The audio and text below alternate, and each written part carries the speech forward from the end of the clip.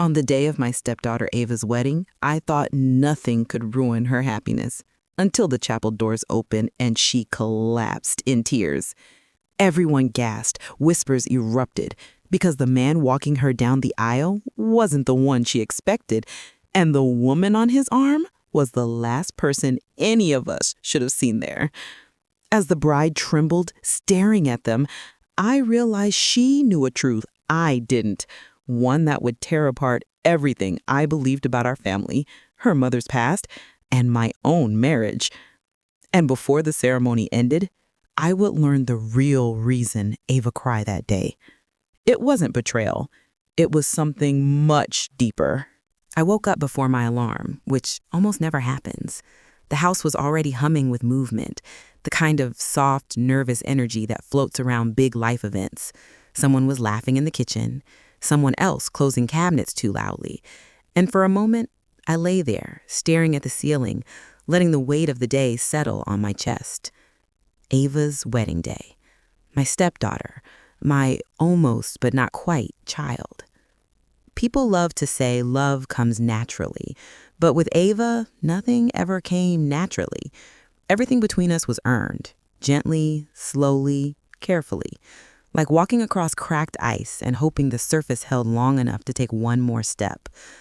I sat up, inhaled deeply, and whispered to myself, "Let today be peaceful, for her and for us." Downstairs, the makeup artist buzzed around like stage crew preparing a lead actress. Ava sat at the vanity, wrapped in a white silk robe, shoulders stiff as if she were bracing herself for impact. From the doorway, I watched her reflection in the mirror. Her face was flawless, glowing, but her eyes were puffy, a detail that makeup could dim but not erase. When she noticed me, she forced a smile. It didn't reach her eyes. It rarely did with me. "Morning," I said softly, stepping inside. "Morning." Her voice was polite, clipped, the way someone answers a coworker, not a parent. I sat gently on the arm of the sofa, giving her space. "You look beautiful already." She nodded, murmuring a small "thank you," without meeting my gaze. She never did when she was overwhelmed. The makeup artist lifted Ava's chin. "Relax your face, sweetheart." Ava exhaled shakily. I caught that tiny tremor, the kind you only notice when you spent years studying someone from a cautious distance. Something was off. The photographer wandered in, adjusting his lens. "All right, ladies, smile like nobody cried this morning." Ava froze. My heart tightened. She cried? The photographer's eyes widened as if he hadn't meant to say it out loud. "Oh, just emotions, wedding jitters." My eyes slid toward Ava. Her jaw tightened. She definitely didn't want me to know. I moved closer, pretending to straighten a curl near her shoulder. "Everything okay?" "Fine," she said, quickly, almost too quickly. "Just tired." But she didn't look tired. She looked hollow, like someone carrying something too heavy for her slim frame. When the makeup artist turned her head slightly, I noticed something else. Her phone, peeking from under the robe's sleeve on the counter. A notification lit up the screen. A single word. Her. Not a name. Not mom. Not anyone I recognized. Just her. Ava's eyes flicked to me, catching sight of the message. Her hand shot out instantly, snatching the phone and sliding it under her thigh. I pretended not to react, but a cold ripple slid down my spine. "Is everything okay?" I asked again, this time more carefully. She swallowed. "I said I'm fine." Her tone wasn't sharp. It was frightened. That was worse. The makeup artist tried to lighten the mood. "Nerves make brides act like they're hiding CIA-level secrets. Don't worry, it'll pass." But Ava wasn't nervous. She was waiting or fearing. And I suddenly felt like an outsider in a story I wasn't allowed to read. I stepped back, giving her space. I'd learned long ago that pushing Ava only made her retreat deeper. Still, something tugged at me. An instinct, a warning. "I'm here if you need anything. Anything at all." For a moment, just a flicker, Ava's eyes softened. Her lips parted like she might say something real. something honest. But then the door burst open, and one of her bridesmaids barged in, shrieking, "Ava, your dress is steamed and ready!" The moment snapped. Ava stood, placing her phone inside her robe pocket, shielding it like something fragile. "We should get going," she said. Of course. But the coldness in my stomach didn't fade. Because in all the years I'd known her, all the years we'd struggled towards some kind of mother-daughter truce, Ava never hid things from me. She avoided, yes. But hitting? That was new. As the makeup artist cleared her table, I caught another glimpse of Ava's expression in the mirror. A haunted look I'd only seen once before. The day she found an old photograph of her mother in Daniel's drawer, and she realized how much of their past she still didn't understand. Now, standing in her wedding suite with sunlight pouring across her gown, Ava looked exactly the same. Like the past had woken up and whispered something she wasn't ready to hear. I smoothed my dress, forcing a smile as the girls bustled around her. "Let's make this day perfect," I said. But Ava's fingers curled tightly around her hidden phone. And I knew, a quiet dread settling into my bones, that something was coming. Something big. Something I wasn't prepared for. And it had already begun. If I'm being honest, I never expected to become a stepmother. Not because I didn't want children. I did, desperately. But life has a cruel way of handing you a script you never auditioned for. I met Daniel on a Tuesday. Funny how ordinary that sounds, considering how profoundly he would alter the shape of my world. I was working the closing shift at the cafe, counting the register, when he walked in minutes before I could flip the sign to closed. His hair was damp from rain, his tie loosened, his posture collapsed in that way people have when they're fighting something invisible, but heavy. He ordered a black coffee, just one, but he stayed long after it turned cold. Back then, I didn't know the word for the look he carried, the quiet kind of grief that blends with exhaustion until it hardens into part of your expression. He didn't talk much. He didn't need to. Grief introduces itself without words. We crossed paths again a week later. Then again, until the pattern felt less like coincidence and more like fate working a late shift with me. He didn't mention he had a daughter right away. Not out of deception, out of caution, maybe even fear. His wife, Claire, had passed 2 years before, and the wound still bled beneath everything he did. It wasn't until our 6th or 7th conversation that he finally pulled out his phone and showed me a picture of Ava at 12 years old. One of those awkward in-between ages where kids don't yet know how to smile for cameras. "She's my whole world," he said softly. "I'm trying to be enough for her." Trying. That was the first crack in his armor I ever saw. By the time I met Ava in person, she was 13, guarded, polite, and devastatingly perceptive. She took one look at me and understood more about the situation than either of us adults dared say aloud. She didn't hate me. That would have been easier. Ava assessed me, the way a courtroom might assess a witness statement. Cautious, skeptical, searching for inconsistencies. The first time we all sat together, she stared at me over the rim of her hot chocolate. "Do you know how long it's been since my mom died?" Her bluntness startled me, but Daniel handled it gently. "Ava," she said. "No, it's okay." I set my mug down.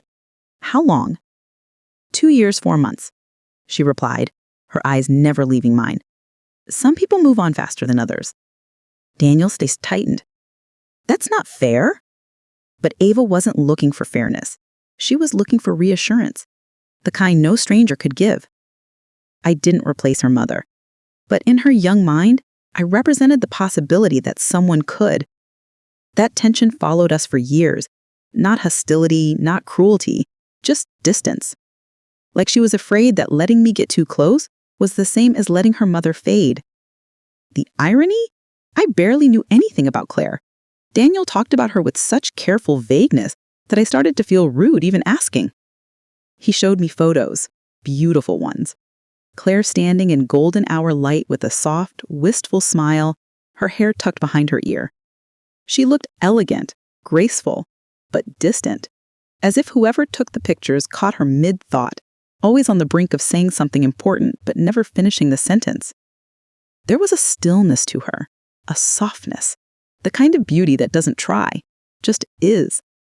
And in every photo, she looked a little unfinished. Like there was something she carried that the lens couldn't name. Something private, something painful. I asked Daniel once, just once, what her last months were like. We were sitting on the sofa, Ava asleep upstairs, the TV flickering unnoticed in the background. He'd had a long day, the kind that loosens a person's tongue. Daniel, I ventured, what was Claire like at the end? You never talk about it. He inhaled sharply, almost wincing. His fingers tightened around the armrest. I'd rather not, he murmured. Is it too painful? He shook his head. No, it's complicated, and not all of it is mine to tell. That answer haunted me for years. Not all of it is his to tell. What did that even mean? I didn't push. It felt wrong to pry open a wound he spent years stitching shut, even if some part of me feared the stitches had never truly held. But the silence around Claire's final months became its own ghost in our house. Ava never talked about it. Daniel avoided it. And I learned to live around the quiet gaps they left behind. Eventually, Ava started tolerating me, then accepting me, then in small stolen moments, letting me care for her. Not as a replacement, not as a mother, but as something adjacent. Someone warm in the spaces where coldness had settled too long. When Daniel proposed, Ava didn't look surprised. She simply asked, "You love my dad?" "I do," I told her honestly. She nodded slowly. Then, okay. Her blessing was not enthusiastic, but it was real. And that was enough. Still, even as we built a home together, one with laughter and arguments and imperfect communication, there were moments when I would catch Ava staring at me with that same courtroom gaze, still assessing, still afraid of losing something she couldn't name. Sometimes I wondered if she blamed herself for her mother's death. Sometimes I wondered if she blamed Daniel. But mostly I suspected she blamed the world for moving on when her heart hadn't. And Daniel? He never talked about the dark months before Claire died. Not once. Not even on our wedding night when the vulnerability should have softened him. I didn't know then how much that silence would matter, how much it would shape Ava, and how deeply it would affect what happened years later on her wedding day. But one thing was clear. The ghost of Claire, her absence, her mystery, her unfinished story, had never really left this family. And on the day Ava walked down the aisle, that ghost finally stepped into the light. Building a relationship with Ava was never a straight line. It was more like a series of hesitant steps, forward, backward, sideways, each one shaped by unspoken memories I wasn't part of and silent loyalties I had no right to touch. If someone had asked me back then whether Ava and I were close, I would have said, "We're learning each other." And that was true. Some days she let me in. Other days she shut down so completely I felt like we were strangers again. There was a rhythm to her walls, a pattern I learned to recognize even before she did. Whenever something reminded her of her mother, a photo she found in a drawer, a birthday, a scent, a song, she grew distant, not angry, just unreachable. She drifted into herself like a tide pulling away from shore. I learned to give her space. I learned to stay steady, even when she wasn't. And slowly, as the years passed, that steadiness began to matter. I remember the first time she asked my opinion about anything that wasn't about homework or chores. She was 16, standing at the bottom of the stairs, turning in circles in a blue dress she claimed was too childish. She didn't ask Daniel. She didn't ask her friends. She asked me. "What do you think?" she said, smoothing the skirt nervously. I swallowed my surprise and said, "I think you look like yourself, and that's always beautiful." She rolled her eyes, but her cheeks flushed. It was the smallest victory, but it felt monumental. Moments like that began to add up, tiny threads weaving something delicate but real between us. But grief has a long memory, and sometimes, just when I thought we were finally finding stable ground, something would remind her of what she lost. One evening when she was 17, I found her sitting on the back porch, legs folded, staring at a stack of old letters tied with a faded ribbon. I didn't know whether to approach her or let her be, but she looked up before I could decide. "Do you miss your mom?" I asked gently.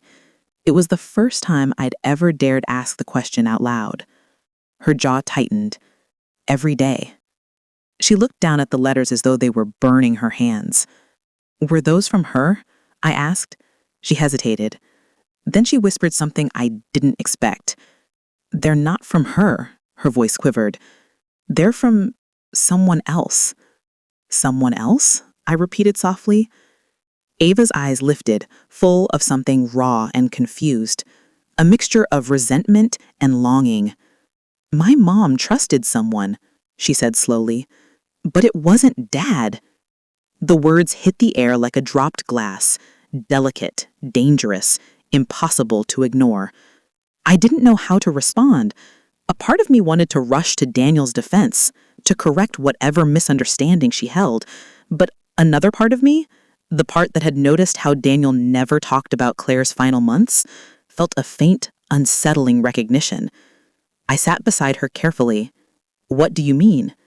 She shook her head, braiding the ribbon between her fingers. "I don't know. I remember being little. My mom would leave for hours at a time, and when she came back, she always seemed calmer, like she'd seen someone who made her feel safe. Not Dad, though. He never understood her the way he thought he did." The wind swept through her hair and the porch light flickered. I waited, letting her speak at her own pace. She used to say, "Some people give you peace just by being there." Ava swallowed, but she wasn't talking about Dad.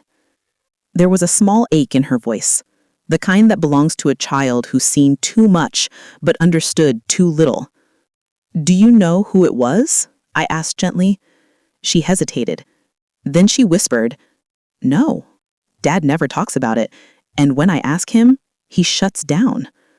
Her frustration was palpable, wrapped around years of unanswered questions. I rested my hand near hers, not touching, just close enough that she could choose.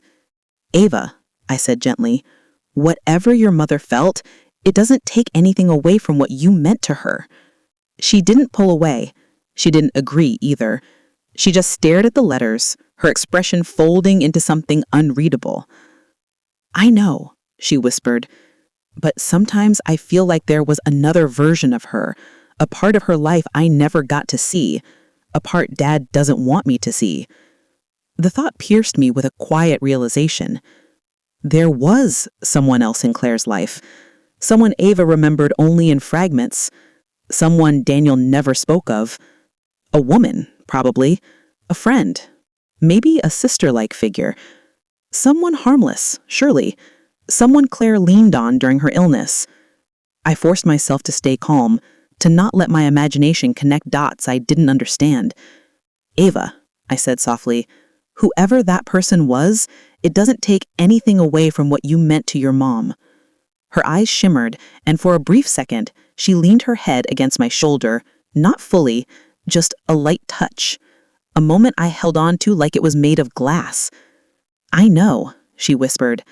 "I just wish I knew the whole truth." I placed my hand gently over hers. "When you're ready, maybe you'll find it." She nodded, but her gaze drifted back to the letters, tied with that faded ribbon, carrying secrets I wasn't meant to read. I didn't know then that the someone Claire had trusted was not just a name buried in the past.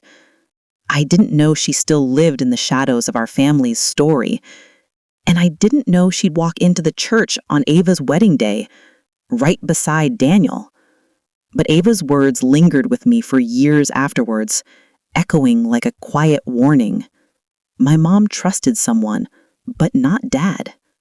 At the time, I brushed it off, assumed it was harmless, a friend, a caretaker, a confidant from a difficult time. But I was wrong. I was so wrong. Weddings make people emotional, but I didn't expect the real unraveling to begin a month before the ceremony, over something as small as an extra seat. We were in the dining room, the three of us crowded around Ava's wedding binder. She had color-coded tabs, sticky notes, and a level of organization that would terrify any normal human. Flowers, catering, rehearsal logistics, every detail was precise, intentional. Then she turned to the guest list. "I want to add one more seat," she said matter-of-factly, circling the front row layout with her pen. Daniel frowned. "Front row? Those spots are for immediate family only." "I know," she said quietly. "I want this person there." "Who?" I asked. Ava didn't lift her eyes. "Someone important." There was something about the way she said it. Soft but firm, guarded, that told me not to push, but of course Daniel did. "Sweetheart, we can add anyone you want, but I need to know who it is. The officiant needs a finalized list, and the venue—" "Dad." Ava's voice carried a sharp edge I wasn't used to hearing from her. "It's one seat. Just one. Please." Daniel's mouth opened, ready to respond, but the look she gave him, pleading, fragile, made him close it again. "Who is it?" he asked more carefully. Ava's fingers tightened on the pen. "Her." That word again. The same label I'd seen on her phone on the wedding morning. Just her. No name, no explanation. Something cold fluttered across my stomach, but I masked it with a smile. "But who exactly is—" She cut in. "I don't want to talk about it. I'll give you the name privately, Dad." Privately. The word hung in the air like a drawn curtain I wasn't allowed to look behind. Daniel looked at her for a long moment. Not angry. Unsettled, as if something old and painful was tugging at him from the past. Then slowly, he nodded. "All right. We'll add the seat." Ava exhaled shakily, relief flickering across her face. The moment passed, but something in the atmosphere had shifted. Not dramatically, more like a small crack forming in a glass that had been under pressure for too long. 2 nights later, I found Daniel in his office staring at a piece of paper. Not reading, just staring. His jaw was clenched, his fingers trembling ever so slightly. "Long day?" I asked softly. He jolted, folding the paper and shoving it into his drawer, almost too fast. "Yeah, just paperwork." "Wedding stuff?" "No." His voice was too quick, too sharp. I approached slowly. "Did Ava give you the name of the person for the extra seat?" He hesitated before answering. "Yeah," he said quietly. "She did." I waited for him to tell me. He didn't. Instead, he leaned back in his chair and rubbed his forehead with both hands, like someone trying to erase a headache that had been building for years. "Is everything okay?" I asked. "Yeah." "Of course," he said, but his voice cracked, just a hairline fracture, but enough for me to hear the truth beneath it. I touched his shoulder. "Daniel?" He swallowed hard. "It's nothing. Really. Don't worry about it." But I did worry, because Daniel wasn't a man who broke easily. His silence wasn't a normal silence. It was the kind that comes after you recognize a ghost by name. "Is it someone from Claire's side? A relative Ava wants there?" He stiffened. "No." The single word carried too much weight. "Someone she's close to now?" I tried again. "No." Then he added softer, "It's complicated." That was the same phrase he'd used whenever Claire's last months came up. Vague, evasive, guarded. Something inside me tightened. "Daniel, does this have to do with Claire?" He didn't answer. His silence told me everything. The following weeks were strange, tense in subtle ways that didn't make sense at the time. Daniel changed. He wasn't angry. He wasn't distant. He was haunted. He'd stare at his phone for long stretches, then put it down with a sigh. He'd drift off mid-conversation and forget simple things, something he rarely did. One evening while I was chopping vegetables, I noticed him standing in the doorway watching me. Not admiringly, not lovingly, just watching. "Everything all right?" I asked. He blinked, startled. "Yeah, sorry. Got lost in thought." "You've been doing that a lot," I said gently. He offered a small smile, but it didn't reach his eyes. "Just wedding stress." But it wasn't wedding stress. This was something deeper, an old memory waking up, something he thought he'd buried long ago. I tried again a week later. "Daniel, if the person Ava invited—" "Please," he interrupted, voice cracking. "Let's not talk about it." His eyes glistened, not with tears, but with dread. "He can't explain," he said. "Not yet." A promise. Or a warning. Ava, on the other hand, moved through the month with a strange calmness. No anxiety, no second guessing. Almost like she'd made peace with something. A decision. A truth. A secret she no longer had to carry alone. But whenever Daniel entered the room, she watched him with a quiet intensity, as if waiting for him to say something, as if daring him to. And each time he met her eyes, he looked away first. Something passed between them I didn't understand. Something that made me feel like I was watching a conversation happening underneath their silence. I didn't know then what the name on that paper meant. I didn't know who was coming or why Daniel looked like he was living with a countdown ticking inside him. All I knew was this. Whatever Ava had set into motion, whatever truth she'd uncovered, it wasn't small, it wasn't harmless, and it wasn't going to stay in the shadows much longer. One extra seat. One name. That was all it took to fracture the calm we'd built for years. And the worst part? I wasn't afraid of who was coming.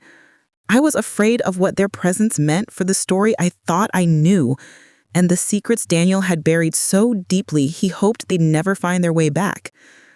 But they had, and they were coming. The night before the wedding always feels like it should be a celebration, joy wrapped in fairy lights, soft music, hopeful glances. But from the moment we stepped into the rehearsal dinner, I felt a quiet unease vibrating beneath the surface, like a faint hum only I could hear. Ava looked beautiful, of course. She always did. She inherited that from her mother. But her smile wasn't reaching her eyes tonight. She kept touching her bracelet, the one her mother had given her when she turned 16, a talisman of comfort, or a reminder of pain. I could never tell. Daniel, on the other hand, hovered too close behind her, then too far away. He paced. He breathed too heavily. He fiddled with his tie so much, I eventually reached out and straightened it for him. "You okay?" I whispered. He nodded, but he didn't meet my eyes. "Just tired. Big day tomorrow." I knew better. Daniel was many things. Gentle, patient, deeply principled. But he was not a man who lied well. Tonight his voice had the thinness of someone straining to hold something together. The dinner unfolded like a silent play. Laughter from one side of the room, clinking glasses, the murmur of guests excitedly discussing the ceremony. But at our table, a fragile stillness lingered, broken only by forced small talk. Halfway through the evening, I noticed Ava tug her father toward the hallway. "Just a second," she told me with a tight smile. I nodded, even though my stomach immediately twisted. Something in the way her hand gripped his was too urgent, too desperate. I watched them slip away through the double doors, shadowed by the golden lights of the banquet hall. Minutes passed. Then 10, then 15. I tried not to stare after them, but my eyes kept drifting back. Something about tonight felt like the long inhale before a storm. Finally, I excused myself, pretending I needed fresh air, and stepped quietly into the hallway. That was when I saw them. Ava stood with her arms wrapped around herself, like she was holding in pieces of herself that might otherwise fall. Daniel stood opposite her, shoulders slumped, looking older. He looked older than I'd ever seen him. "Ava," he said softly, "I only kept it from you because you thought I couldn't handle it," she shot back, voice breaking, "or because you couldn't handle it." "Ava." Her face turned away, but I could see the shine of tears on her lashes. "You promised her," Ava whispered. "You promised her, Dad." My breath caught. "Promised who?" Daniel closed his eyes and rubbed the bridge of his nose. "I know. And tomorrow, the truth comes out. I owe you that. I owe everyone that." Tomorrow? The wedding? And suddenly I felt small, like I had missed an entire chapter of their lives, like I had been living beside a story I never truly knew. I stepped back before either of them noticed me. My hands trembled slightly as I pressed them to my chest. A dozen questions ricocheted through my mind. Who had he promised? What truth was coming? And why did it sound like a confession? When they returned to the dinner, Ava's makeup was flawless again, as if nothing had happened. She laughed with her cousins, clinked glasses, and hugged her bridesmaids, but I saw it. Her hands were trembling. Daniel, meanwhile, stayed close to me, but said almost nothing. His silence had weight, the kind that settles into a room and refuses to leave. When we finally drove home, he gripped the steering wheel so tightly his knuckles blanched. "You sure you're okay?" I asked again. He exhaled shakily. "After tomorrow, I will be." That should have comforted me, but it didn't. It felt like a warning. As I lay awake that night staring at the ceiling, I kept hearing Ava's voice in my head. "You promised her, Dad." Her? Who was her? Not Ava's mother. Claire had been gone too long, and if a promise had been made to her, wouldn't I have known? Was it someone else? Someone still alive? Someone important enough that Ava would cry over her memory? And why, after all these years, was Daniel still keeping secrets? For the first time since marrying him, I felt a curl of fear wrap around my heart. Tomorrow wasn't just Ava's wedding day. It was the day my husband planned to reveal a truth he had hidden from both his daughter and his wife. And I wasn't ready. Weddings always feel like suspended moments, soft music floating through the air, guests shifting with anticipation, the scent of flowers heavy and sweet. But on Ava's wedding day, everything felt sharper, too sharp, as if every sound, every whisper, every heartbeat was amplified, warning me that something was coming.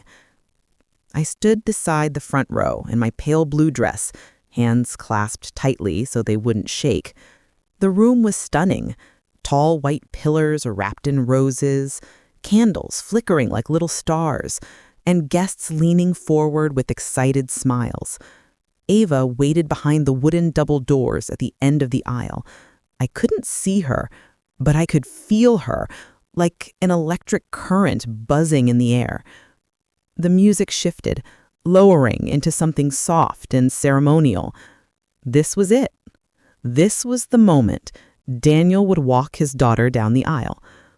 I turned, ready to smile at them as the doors opened, but nothing prepared me for what I saw. When the doors creaked open, everything slowed. The chatter, the breaths, even the music seemed to pause mid-note. Daniel stepped through the doorway in his black tuxedo, looking solemn, proud, and terrified. That would have been enough of a surprise. But his arm was linked with a woman none of us recognized. Tall, elegant, dark hair pinned back, wearing a soft gray dress that shimmered under the lights. Her chin lifted with a quiet grace that made her look almost ethereal. A collective gasp rippled through the room. But it wasn't the elegance that shocked people. It was her face. I saw recognition strike guests like lightning. Hands flew to mouths. Chairs creaked.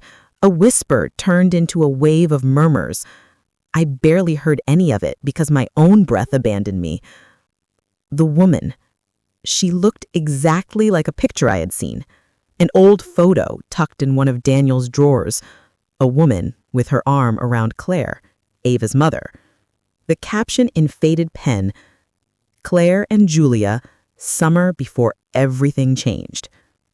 Julia, Claire's best friend, the woman Daniel had never spoken about, the woman who vanished from their lives years ago, the woman I never even knew existed until I saw her face in that forgotten photograph. But there she was, here, at Ava's wedding, walking down the aisle on the arm of my husband. My heart slammed painfully in my chest. Why her? Why now? And why with Daniel? I felt a sting, a mix of jealousy, confusion, and betrayal tightening around my ribs. How had Daniel hidden someone this important? How had Ava? The whispers grew louder. Oh my God, isn't that... It can't be. Claire's friend? But she disappeared. Is she the one Ava added to the guest list? What is she doing with Daniel? I could feel people staring at me, searching for answers on my face that I didn't have. But the most devastating reaction wasn't mine. It was Ava's. She stepped into view at the doorway behind them. Her bouquet trembled in her hands. Her face crumpled the moment she saw Julia's arm linked with Daniel's.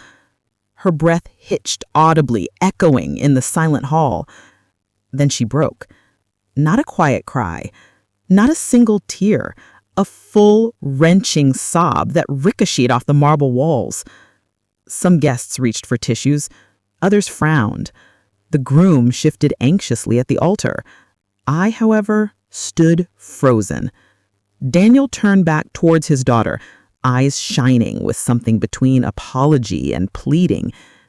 Julia squeezed his arm once, gently, as if grounding him. Ava pressed her hand to her mouth, choking on emotion. Then she walked forward, slow, trembling, towards them.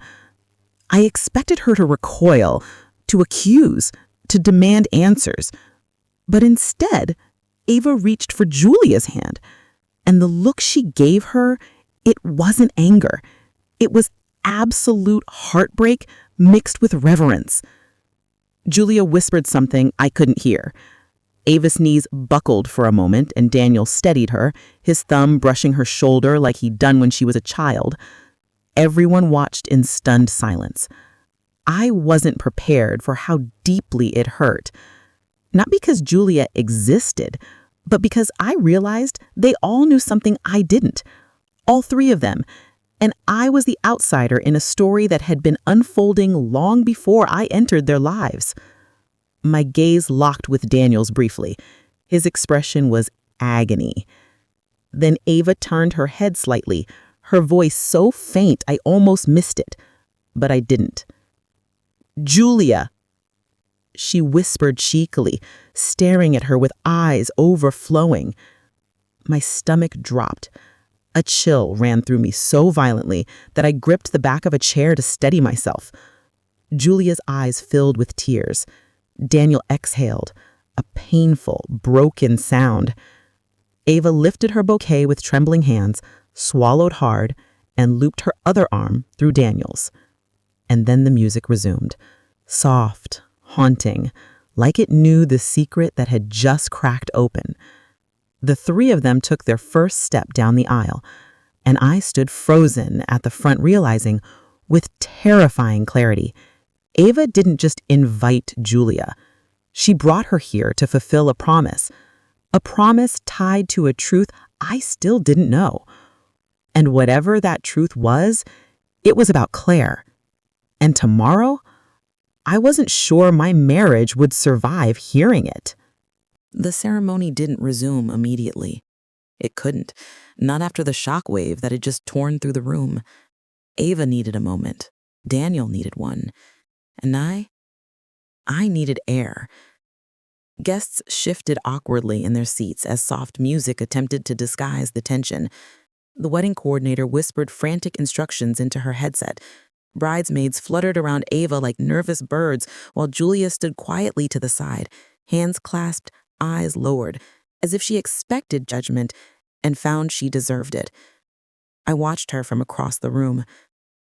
This woman, this stranger, had walked in on my husband's arm with the kind of quiet familiarity that suggested history, deep history.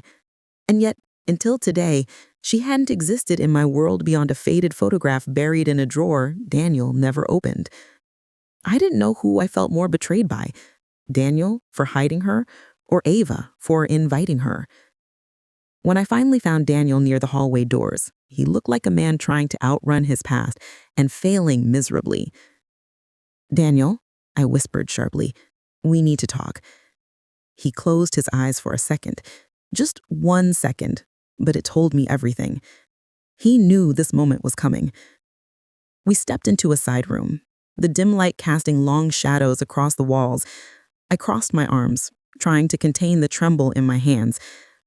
"You're going to tell me exactly what's going on," I said quietly. "Now." He swallowed hard. "I know, and I'm sorry. I never wanted you to find out like this." "That's not an explanation." My voice cracked despite my efforts. "Who is she to you? Why was she walking beside you instead of me? Why was Ava crying?" His shoulders sagged from the weight of secrets he'd carried too long. "Julia was Claire's best friend," he began softly. "They were inseparable, sisters in everything but blood. I figured that much. But why did she disappear? And why does she suddenly reappear on your arm?" His jaw clenched. "She vanished because Claire asked her to." That stopped me. "What?" Daniel rubbed his palms against his thighs, restless, like the memory itself stung. "Claire trusted Julia more than anyone. More than me sometimes, especially near the end." The word stung deeper than I anticipated. "Near the end," I repeated carefully. "You never talk about Claire's final months." "Because they were complicated." His voice thickened. "Claire didn't want Ava to see her decline. She didn't want any of us to know how bad things were." I stared at him. "So she told her best friend instead of her husband?" He flinched. "Claire didn't trust me with the truth." That admission hit him harder than it hit me. I saw it in the way his shoulders curled in as if he was still carrying the shame of it. "Why?" I whispered. "She didn't want me stopping her decisions. She didn't want treatment. She didn't want prolonged suffering. She wanted control over her goodbye." My stomach twisted. "And Julia? She helped her?" He nodded slowly. "She was there every day. She was the one Claire confided in. She was the one Claire asked to protect Ava. And," his voice shook, "she was the one Claire made me promise to rely on." I stared at him, words trapped behind shock. "You relied on her?" I asked, quieter now. "Before we met?" Daniel exhaled, a trembling breath that confirmed what I already suspected. "For a while," he admitted. "She helped me through the transition. Helped Ava. She was the only connection we had to Claire's final wishes." "And then she disappeared?" He nodded. "Why?" I demanded. "Because it became too painful," he whispered. "She felt like she was replacing Claire, and she refused to become that. She said her part was done, and she needed distance." My heart hammered, tangled in jealousy and confusion. "And Ava?" I asked. "Why did she cry when she saw Julia?" His eyes softened with something like heartbreak. "Ava found Claire's letters," he said. "The ones Claire wrote for her before she passed." My breath hitched. "Letters?" "She found them 6 months ago. And in those letters, Claire wrote that Julia was the person who held her hand at the end, that Julia was the one who understood her fear, that Julia was the one who promised to look after Ava if Claire couldn't. He swallowed hard. Ava invited Julia because she wanted to honor her mother. She wanted the woman Claire trusted most to be here. She didn't tell me until she added Julia to the guest list, and when I saw the name, "You froze," I finished.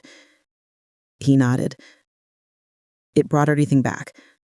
All the guilt, all the secrets. Silence stretched between us. Heavy. Complicated. Painful. "And you didn't tell me any of this," I whispered. I wanted to, but every time I tried, I felt like I was betraying Claire and betraying you. I didn't know how to explain a relationship built on grief, not romance. His voice dropped to a whisper. Julia wasn't a threat. She was a reminder of everything I failed to do for Claire, of everything I didn't know how to say to Ava. I pressed my hand to my chest, the ache spreading. "I'm your wife," I said softly. "You should have trusted me with this." His eyes glistened. "I know. And I'm sorry. Truly. But I was trying to protect Ava. And maybe I was trying to protect myself."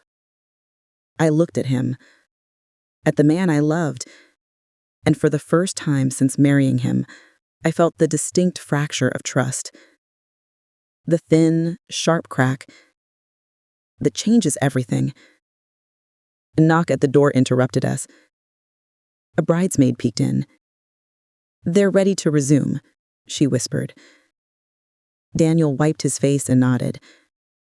But before he stepped out, I caught his sleeve. "Daniel, after today, no more secrets." He stared at me for a long moment. Then he nodded. "Yes," he whispered. "No more." But the tremor in his voice told me one thing clearly. There was one more secret. One more piece of truth neither he nor Julia had revealed yet. And whatever it was, it belonged to Claire. For the rest of the ceremony, my emotions were a storm barely contained beneath a polite smile. The vows were beautiful, the guests dabbing at their eyes, the atmosphere sweet and hopeful, everything a wedding should be. But for me, every moment was overshadowed by the woman sitting quietly in the front row. Julia. She didn't laugh loudly, she didn't draw attention, but she carried a presence that was impossible to ignore. It was in the way Ava kept glancing at her, as if drawing strength from simply knowing she was there. It was in the way Daniel looked at Julia, not with longing, but with something heavier, something like guilt. And it was in the way Julia watched Ava walk down the aisle with an expression so tender it felt out of place for someone who was supposedly just Claire's friend. After the ceremony, as guests filtered toward the reception hall, laughter filling the courtyard, Julia approached me. She walked slowly, as though unsure whether I would even allow her near. Something in her eyes, something raw and humbled, made me pause. "Can we talk?" she asked softly. My instinct was to say no, to demand answers from Daniel, instead of this stranger who seemed woven into his life in ways I'd never known. But something in her tone, an exhaustion that reminded me of someone who had carried too much for too long, made me nod. We slipped away to a quiet corner of the garden, the distant sound of celebration fading behind us. Lanterns glowed above our heads, casting a warm, flickering light on her face. For a moment, she just looked at me, really looked. "You must be so confused," she said gently. Confused is a soft word. Try blindsided, hurt, kept in the dark. Julia nodded slowly. "You have every right to feel that way." I crossed my arms. "Then start explaining." She let out a shaky breath. "Claire was sick," she said finally. The world seemed to tilt under my feet. Daniel said she didn't want treatment, I whispered. Julia shook her head softly. It wasn't that simple. Claire didn't want to be pitied.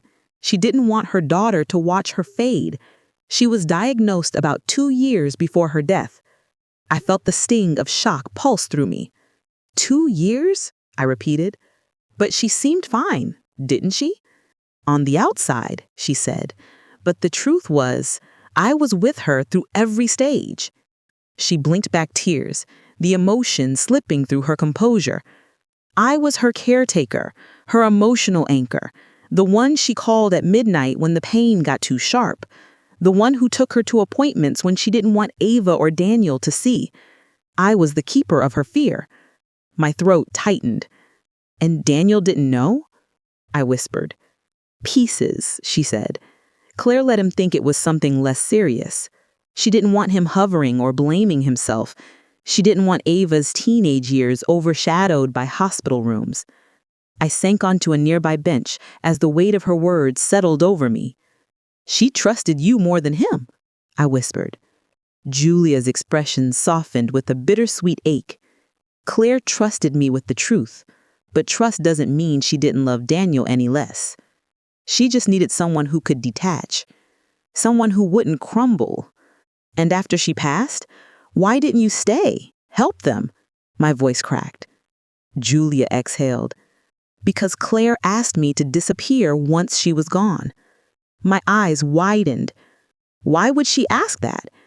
Because she didn't want Ava to become dependent on me. She didn't want Daniel to use me as a crutch. Claire believed that loving someone is one thing, but living through their grief for them is another? Julia paused, her voice trembling. She needed them to move on without constantly comparing their healing to the person who saw her last breath. A lump formed in my throat. There's more, she whispered. Something Daniel probably didn't know how to say. What? I breathed. Her eyes glistened as she spoke the words. Claire asked me to protect Ava's heart from shattering. She swallowed, tears slipping down her cheeks. Her final words to me were, if I don't make it, promise me you'll keep Ava's heart intact. My hand flew to my mouth. Julia wiped her cheeks, but her voice carried a quiet strength. I stayed close as long as I could, but after Claire died, Ava clung to me so deeply that I feared she'd never process her grief. So I left when she seemed stable enough, when Daniel seemed stable enough. And now? I asked softly. Why come back? Ava, she replied. She found Claire's letters. She reached out, and she said she wanted to honor her mother today by having me here, to show that the promise Claire asked me to make was not broken. She looked directly into my eyes. I was never a threat to you, she whispered. I was never Daniel's lover or anything close. I was just the person Claire trusted when the end became too much. Silence hung between us, thick with everything I didn't know, everything I was now forced to feel. Grief for Claire, pain for Ava, sympathy for Daniel, and a strange, unexpected understanding for Julia. But beneath it all, a small, cold thread of hurt tugged at my heart. Daniel hadn't trusted me with any of it. Claire had trusted Julia. Ava had trusted Julia. Daniel had turned to Julia during the darkest time of his life. And I had been living in the light while the real story played out in shadows. Julia touched my arm gently. I'm sorry you had to learn this today, she whispered. I swallowed hard. I don't know what to feel right now. You don't have to decide today, she said softly. But please understand, everything I did, everything I kept quiet, it was for Claire and for Ava. She stood slowly, as though giving me space was the final part of a promise she'd kept for years. As she walked away toward the reception hall, I felt the weight of Claire's last wish settle onto my shoulders. Keep Ava's heart intact. And for the first time, I wondered if mine was beginning to crack. After the ceremony, When the guests were still lingering and the champagne glasses clinked lightly, I finally cornered Daniel in a quiet hallway near the reception. My chest still burned from the whirlwind of revelations, the sight of Julia, Ava's tears, Claire's letters. But now I needed the truth straight from him. No more whispers, no more half answers. "Daniel," I said, voice steady despite the chaos inside me, "you need to explain everything. Starting from the beginning. Why did your marriage fail? Why did Ava think one thing when the reality was something else entirely?" He rubbed his face with both hands, sighing as if the weight of years pressed down on him. He looked at me, eyes tired, weary, full of things he'd never said aloud. "Claire," he began slowly. "She pushed me away." I blinked. "What do you mean?" He swallowed. "Not because she stopped loving me. Not because there was someone else. She got sick, long before anyone knew, and she didn't want me hovering, worrying, or forcing decisions I wasn't ready for. She wanted to protect Ava from seeing her decline. She thought if I knew everything, I might interfere or break or make it worse." I frowned. "So the divorce? The separation?" "Not a divorce, really," he said quietly. "More of a distance. Claire wanted space. For herself. For Ava. She wanted to keep her family intact, even as she was slipping away." I felt a chill. Years of misunderstanding, of silent resentment, of Ava's unexplained bitterness, all of it began to make sense. She never told me any of this, not even once. "No," he admitted. "She trusted Julia for that. Julia was the only one who could see her, hold her, and protect her secrets without falling apart." I shook my head. "Daniel, Ava thought her mother left because of someone else. She thought you didn't care anymore, that Claire had given up on her family because of another woman." He winced. "I know, and I've carried that misunderstanding for years. Ava blamed herself, blamed me, blamed the world for a story that wasn't true. She didn't know that her mother was dying quietly, that she was trying to shield her from pain in ways Ava couldn't understand." "And Julia?" I asked cautiously. "Ava, she thinks Julia stole you from her mother. She thinks you were someone else's, not hers or Claire's." He shook his head, exhaling slowly. "No, Julia never wanted me. She never wanted a relationship. Claire begged her to disappear after she passed, told her it was the only way Ava wouldn't grow up blaming her mother, blaming me, blaming anyone. She wanted to preserve Ava's innocence. She wanted Julia to vanish so Ava wouldn't tie her grief to her presence." I swallowed hard, the weight of it pressing in. "And Ava? She invited Julia here today because she finally understood part of the truth," he said quietly. "She found her mother's letters. She realized Julia was never a threat, never a replacement. She was a guardian of her mother's last wishes, a protector of her heart. That's why she cried. That's why she wanted Julia here. She needed to honor that promise Claire made." I stepped back, closing my eyes for a moment. It was a lot to process. Years of pain, misunderstanding, secrecy, and love, all condensed into a moment that felt like it had been brewing forever. "Daniel," I said softly, "you've carried this for years alone, and we had no idea." He nodded.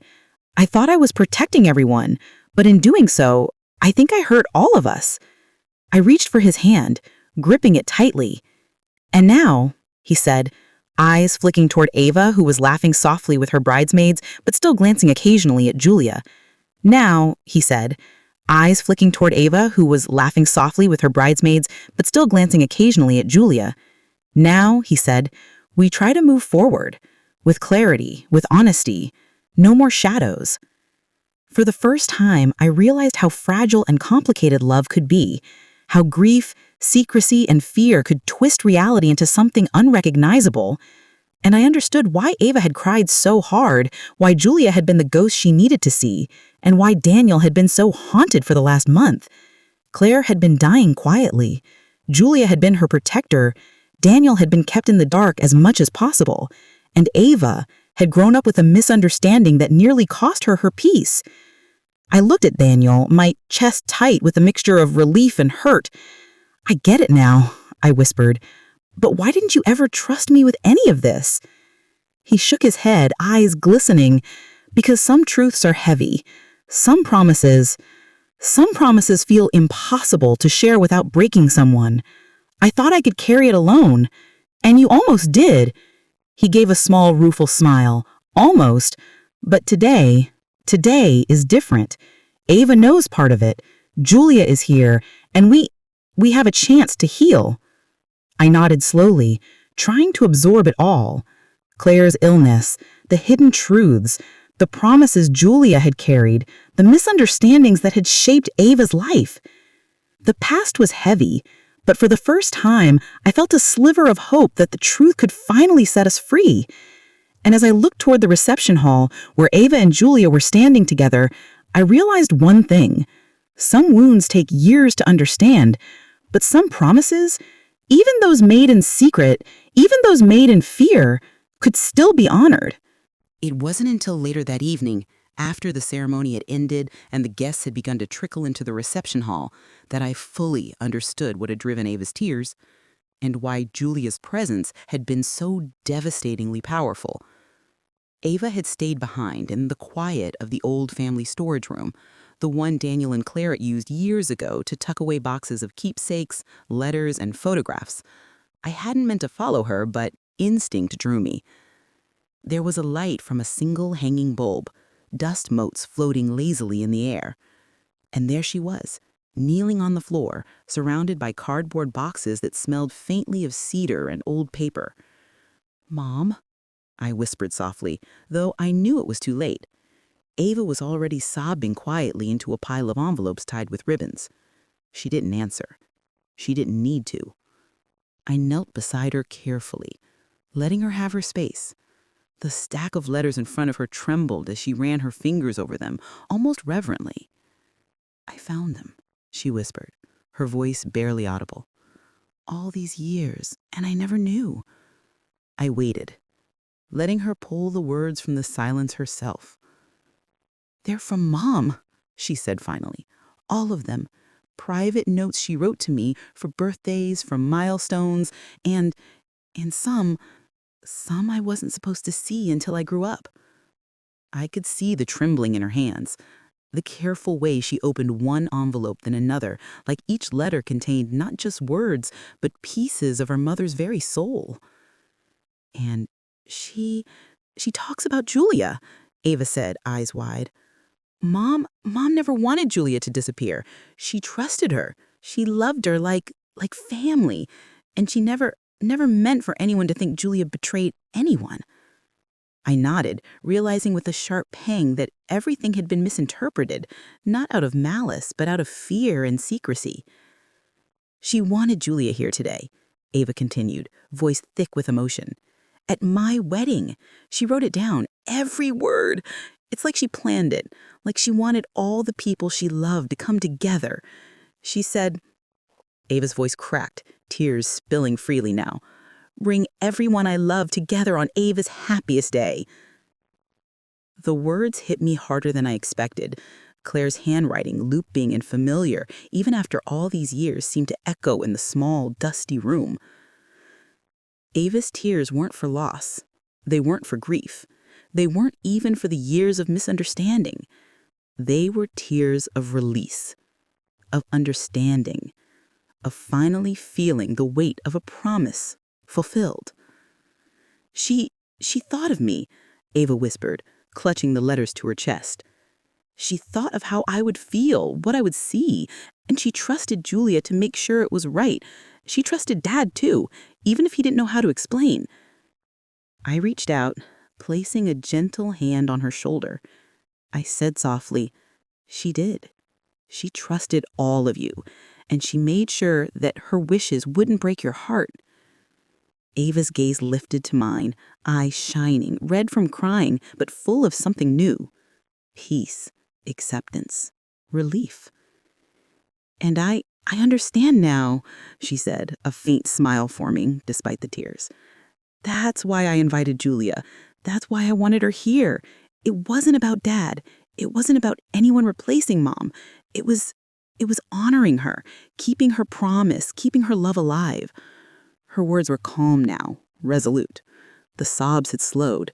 She exhaled, a deep breath like someone who had been holding herself together for years and finally let go. I could see it. The transformation from confusion, hurt, and suspicion to clarity, love, and gratitude. She gave me a gift, Ava whispered, clutching the last of the letters to her chest. She gave me this day, and she gave me Julia and Dad and all of you, all the people she loved. I nodded, tears stinging my eyes. It wasn't just a wedding now. It was a completion of something far larger, a circle Claire had created carefully, thoughtfully, even in death. She thought of everything, Ava murmured, her voice trembling with awe. Everything. And now I can celebrate her, not just my wedding, but her life, all of it. I squeezed her shoulder gently. She's still with you, I whispered. Ava's lips curved into a small, genuine smile, the kind that reaches your eyes and settles into your chest. I know, she said.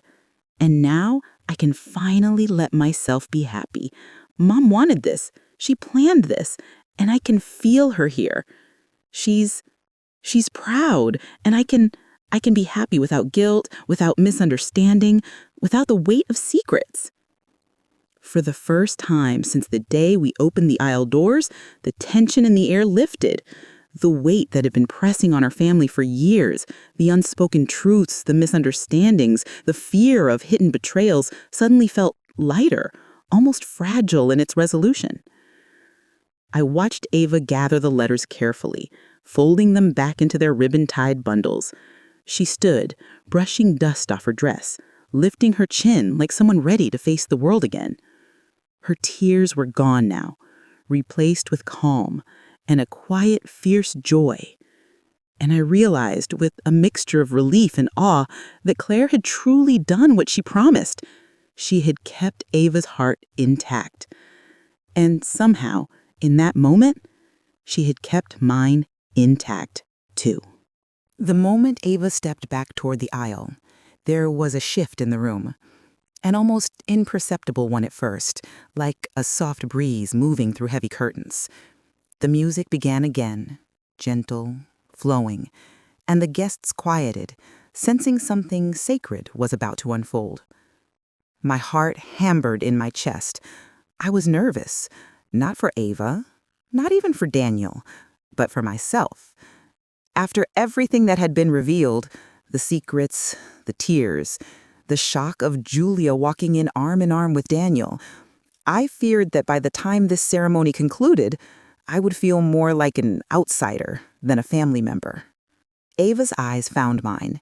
They were calm now, luminous, and filled with something that caught me off guard. An invitation. Not for approval, not for acknowledgement, but for connection. She took a deep breath and raised her bouquet slightly. I want this moment to be for all the people who shaped me, she began, her voice steady, echoing in the room. For my father, who did his best even when he didn't know how, for my mother, whose love I carry every day, and for those who kept her promises when she could not, especially Julia. A ripple of understanding passed through the guests. Julia shifted slightly, a small, surprised smile breaking across her face. She had never sought recognition, never wanted attention. Yet here she was, publicly honored, as the guardian of Claire's last wish. Ava continued, I also want the people who walked beside me through everything, the ones who loved me even when it was complicated, to stand with me today. I felt my chest tighten. My name wasn't called, but I knew she included me, not explicitly, but intentionally. A symbolic gesture, a 3-generational acknowledgement. Claire's legacy, Julia's devotion, and my place in her life as stepmother. I swallowed the lump in my throat and stood, taking my place beside Daniel and Julia at the altar. The three of us formed a subtle arc, a triangle of love, loss, and the healing that had taken years to reach this point. Daniel looked at me then, really looked, and I saw the weight of his years of silence, of his private grief, of the unspoken truths that had defined our family dynamic, etched into the lines of his face. "I have something to say," he began, voice breaking even as he tried to steady it. "For years, I stayed silent. For years, I carried my grief, my mistakes, my ignorance, thinking I was protecting Ava, thinking I could shield her heart while keeping secrets. I see now, I only created distance, confusion, and pain." He paused, glancing at Ava, then at Julia, and finally resting his gaze on me. "To my daughter, to Julia, to my wife, I am sorry. I am sorry for everything I did not say, everything I did not show, every moment you felt alone or misunderstood. I am sorry." Tears rained down his face, unchecked and raw, and I felt a strange mix of sadness, relief, and even hope swell in my chest. There was no defensiveness here, no excuses, just honesty, and the first real glimpse of a man unburdening himself in public. Ava reached out and took her father's hand, squeezing it gently. Julia placed her hand lightly on his other shoulder, grounding him, and I found myself touching his arm too, not as a claim, not as interference, but as an acknowledgement that we were all standing together now. "Today," Ava said softly, looking out at the gathered guests, "is about love in all its forms, about family that is chosen, remembered, and honored, about promises kept and hearts healed." Her eyes returned to mine for just a heartbeat longer than necessary, and I felt the warmth of inclusion wash over me. I was not the outsider I had feared. I was part of this circle, this moment, this family, not as Claire's replacement, but as someone who had walked the long, difficult path alongside them and was now allowed to stand in the light. Julia's presence, once a source of tension, now felt like a bridge, connecting past and present, Claire and Ava, loss and hope. And Daniel, stripped of the pretense of stoicism, allowed us all to witness his humanity. I realized then that healing didn't always come quietly. Sometimes it arrived in tears and whispered apologies, in letters discovered long after the writer was gone, in promises honored across time and space. Ava lifted her bouquet again, this time with a soft, genuine smile. She looked at Julia, then at Daniel, then at me. "Let's start the next chapter together," she said. And in that moment, standing at the altar, I understood something I had never fully believed possible. The past could be honored, the pain could be acknowledged, and yet love could still find its way forward. The music swelled, the guests clapped, and for the first time that day, I allowed myself to breathe. The tears that came were different now, tears of relief, of release, and of hope. We were not just a wedding party. We were a family, complicated and imperfect, but together, in a way that finally felt whole. And for the first time in years, I believed that we could carry Claire's legacy, not in silence, but in honesty, love, and the courage to face the truths we had once feared. The evening had slowed into a gentle hum of laughter, music, and quiet conversations. Guests were mingling, champagne glasses were clinking, and somewhere in the corner, the last strings of the ceremony music played softly. For the first time all day, I allowed myself to step back, to observe the scene unfolding around me, and to reflect. I watched Ava, radiant and calm, surrounded by friends, family, and the people who had shaped her life, both present and remembered. I watched Daniel, exhausted but unburdened, speaking gently to Julia, the woman who had held Claire's secrets and carried them with unwavering care. And I realized, with a clarity that surprised me, that I was finally beginning to understand my place in this intricate, beautiful, and sometimes painful tapestry. For years, I had felt like a guest in their lives, standing just outside the circle. I had loved Ava, tried to nurture her, tried to respect the boundaries her mother had left, but I had always feared that my love was conditional, an addition, not an inheritance. I worried that I would never be accepted fully, that my place was temporary, fragile. But tonight I saw it differently. Ava's tears earlier, the ones I had feared were of grief or resentment, had been for release, yes, but also for the realization of love. The love her mother had intended for her, the love Daniel had struggled to express, the love Julia had preserved, and yes, the love I had brought into their lives. It was all coming full circle.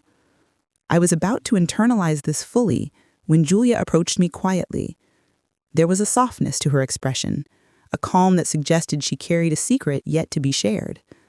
"May I speak with you?" she asked gently. I nodded, and we stepped to a quieter corner of the reception hall. The lights glimmered above us, casting shadows that danced across her face. "She has something for you," she said, handing me a small envelope, cream-colored, the handwriting elegant and familiar. I recognized it immediately. Claire's. My hands trembled slightly as I took the letter, the paper feeling heavier than it should have, laden with the weight of someone's heart and trust. "Claire wrote this for you," she said softly, "before she passed. She wanted you to have it, to know she saw everything you gave to this family." I closed my eyes, letting the words sink in before opening the envelope. Carefully, reverently, I unfolded the paper. The words were simple, yet they carried the full force of Claire's presence, her grace, and her understanding. To the woman who chose to love the pieces of my family I had to let go of, thank you. Thank you for seeing them, for holding them, for loving them in ways I could not. I knew it would not be easy, but I trust you. Trust that love will find its way, and that the hearts of those I cherished are in good hands. You are part of this family now, in every way that matters. Claire. I felt my breath catch, my chest tightened, but not with fear or hurt. This was different. This was acceptance, acknowledgement, and a gift I had never dared to hope for. Julia placed her hand gently on my shoulder. She knew you loved them. She knew you did your best. She trusted you. I closed the letter, holding it to my chest as tears slipped down my cheeks.